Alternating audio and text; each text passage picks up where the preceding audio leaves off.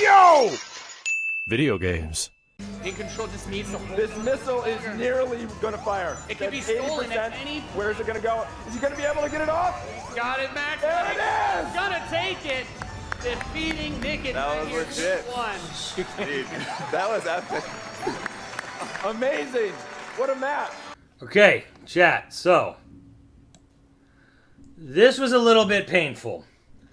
This was a really great example of a press conference of what not to do. Almost every single game was talked about, but not actually shown. The games that actually had honest-to-God gameplay were games that were coming out today. Like, surprise, you can download it now.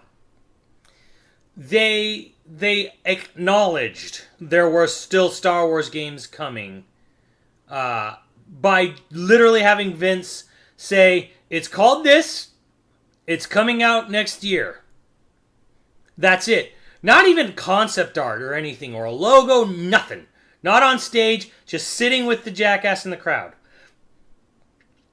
They, even for the games that did look interesting, like Sea of Solitude, they had a lady come out and give a very, artistic description of the game, which is really fucking backwards, because had they shown the gameplay trailer first, or not even really gameplay trailer, but had they shown the trailer first, and then had the lady come out and say what it was about, that would have gone over 10 times better.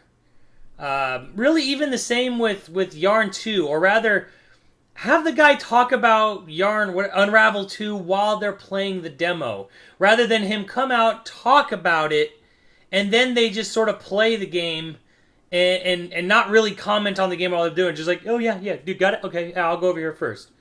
That was a huge fucking issue with this. This conference was all about tell, not show, and I don't fucking understand it. It was almost entirely devoid of any fucking surprise except for Sea of Solitude, I'd guess. I think Command and Conquer Rivals is really going to be like, it probably just hurts the fan base more than anything. I mean, I imagine people are just really fucking upset that after all these years it comes back as this bullshit mobile game. I'm not into RTSs. I have no previous love affair with Command and Conquer, so it doesn't mean anything to me. But I think it's probably like a really shitty way to bring back a beloved IP in the absolute worst way possible that absolutely nobody fucking wanted. Anthem, I honestly feel like Anthem was a bit of a disaster.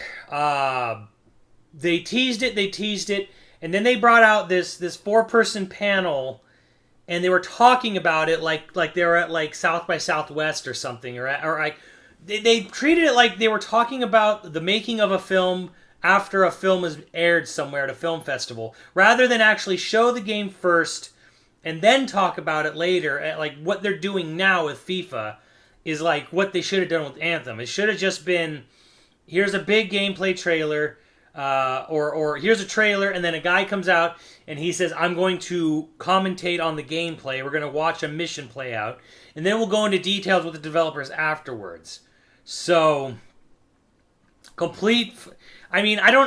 wasn't the worst showing ever. It wasn't like the game didn't function or whatever, but it was hard to screw it up because it was completely pre-scripted. You used gameplay that was completely chunked up, which you could totally tell if you've been in the game industry or followed anything at all. You could totally tell that they were chopping up the gameplay segments from the Anthem gameplay so that it looked more exciting than it was. And even then, it didn't really look all that exciting. It looked like Destiny with jetpacks. Everyone was kind of saying, in my chat, was just saying that Warframe exists, so this is just like pretty Warframe, or this is just another Warframe. So I think it's going to have a hard sell. I think they put it in February. 1, for optimization, and 2, basically just to get it the fuck away from Red Dead and get away from everything. The best thing they said about Anthem was that it will have the cosmetic microtransactions will be pay what you get. Like you see something, you like it, you pay for exactly that thing. No random element, no loot box, and it's strictly cosmetic. There's been a big rumor that it was not going to be that way, and they had to change it because of the fallout of Battlefront, which is all good. Battlefield 5 is no loot boxes, no season pass, so that's cool. But I guess they announced Battle Royale for Battlefield 5, which I thought they already did. I just fucking assumed it was going to have Battle Royale, and I thought that first trailer was totally saying, hey, this is Battle Royale style now. And guess what it is. So, I mean, if I'm gonna rate this conference, I'm gonna give it a 4 out of 10. And the reason it gets a 4 is because I think Unravel 2 looked cute. Not great, but looked cute. Looks like something I might enjoy. And Sea of Solitude definitely sounds like something I would be very, very interested in playing. And Battlefield 5 was kind of a disaster the way they presented it, but there was kind of that one sort of moment where the tank drives through the house and they say like, yeah, you can kind of like destroy the environment. And I was like, okay, like I could maybe be into that. But yeah, like it was below average. It had a couple things that I would look into. But the thing is, and probably the reason also too is that a lot of people really hate EA, and for me, this is kind of like this is EA being EA, and EA's been this way for fucking years. The reality is, and here's the other harsh reality: EA did not have to readjust Battlefront 2. They did not have to take out loot boxes and season passes from Battlefield 5. They did not have to make Anthem a just pay for what you want style game. They did not have to do any of those things. They did not have to do any of that. They could have very easily have just said, fuck it, we're just going to keep it the way it is because we know it looks bad, but we need to make money. They could have done that.